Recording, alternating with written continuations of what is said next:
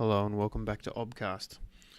Today we're going to talk about preeclampsia, which is an important topic for those working outside of obstetrics because it can present in so many different ways with so many different symptoms which might not initially trigger a patient to be sent to a birthing suite or an obstetric office.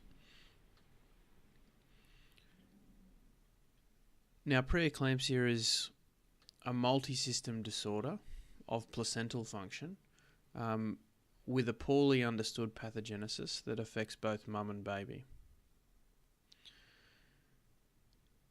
It really only occurs after 20 weeks of pregnancy, but in some conditions such as undiagnosed molar pregnancy can happen earlier. Thought we'd touch briefly on the differential diagnosis of hypertension in pregnancy. And these definitions are mostly founded in research, but they are now used in clinical arenas.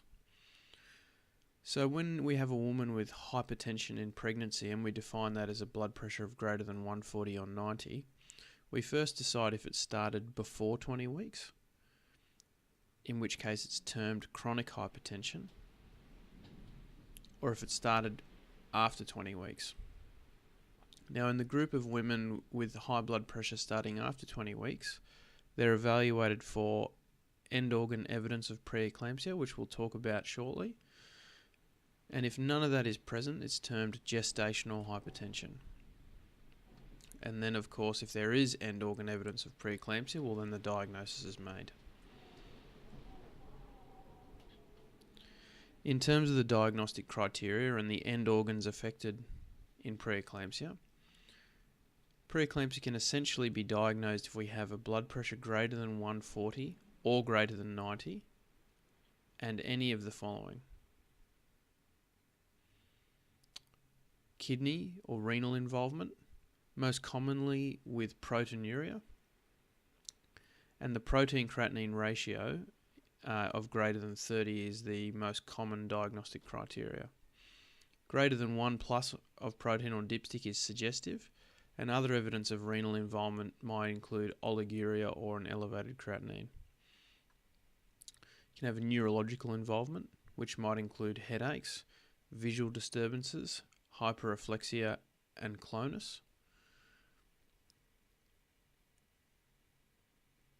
And then seizures, of course, are more diagnostic of eclampsia as a complication of preeclampsia. There can be hepatic involvement, and this is a spectrum from transaminitis all the way to subcapsular hematoma and even rupture. Hematological involvement, which is most commonly thrombocytopenia, but can also include hemolysis and later on disseminated intravascular coagulation.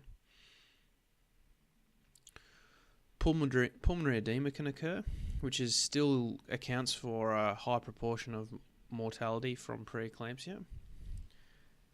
And intrauterine growth restriction as a manifestation of poor placental function affecting the fetus can be diagnostic of preeclampsia. We're going to talk briefly about the management principles, and that mainly includes delivery of the baby. Now, there's an asterisk there because in some cases preeclampsia develops postpartum, and obviously delivery can't then be repeated. But essentially it's important to understand that the decision for delivery becomes a balance between the maternal condition and the degree of prematurity.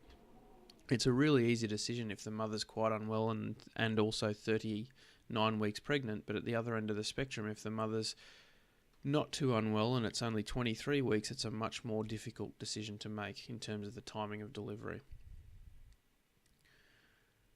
Blood pressure lowering is indicated if the blood pressure is greater than 160/100, or emergent lowering is indicated if it's greater than 170/110.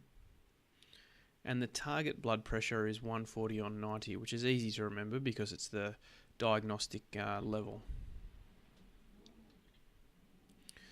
Seizure prophylaxis is indicated if the preeclampsia is severe or if eclampsia is deemed to be imminent, and this isn't well defined, and magnesium sulfate is used for that purpose.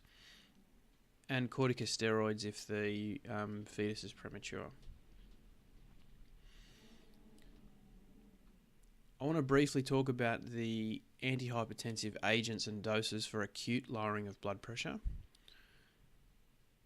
These include nifedipine, the dihydropyridine calcium channel blocker, which is a dose of 10 to 20 milligrams orally, which it can be repeated up to a maximum of 80 milligrams. Labetalol, the beta blocker that has some alpha blocking activity, with a dose of 20 milligrams IV, which can actually be doubled after 10 minutes if you haven't been sufficiently able to lower the blood pressure. And this can then be run as an infusion with the dose written there. Hydralazine, which is a vasodilator, is initially given at a dose of 5 milligrams intravenously, and this can be repeated after 20 minutes. And again, especially in the past, was commonly used as an infusion for this indication. Now, in terms of magnesium sulfate, as I mentioned before, it's indicated if you have severe preeclampsia or pending eclampsia. And the dose here is 4 grams intravenously over 30 minutes and then 1 gram per hour. Now, the MAGPIE trial actually found the number needed to treat for this of 90 for seizure prevention. So although this is a really important medication and a centerpiece to the management of severe preeclampsia, it's important to remember that other supportive care can also be very useful, especially when working outside of a obstetric unit. It's important with administration of magnesium to think about magnesium toxicity. Now, these doses are much higher than we would usually give in a critical care environment, and the basic order of progression for magnesium toxicity is a loss of reflexes first, leading to hypoventilation and then cardiac dysrhythmias. The number needed to harm for mag toxicity is 200, which also came out of the MAGPIE trial. And the treatment of magnesium toxicity is 10% calcium gluconate, 10 mils, which can be repeated. And this is easy to remember because some of the ECG effects can be very similar to hyperkalemia, in which case this medication is also used. So I hope that was a brief but useful summary of preeclampsia for the reluctant obstetrician.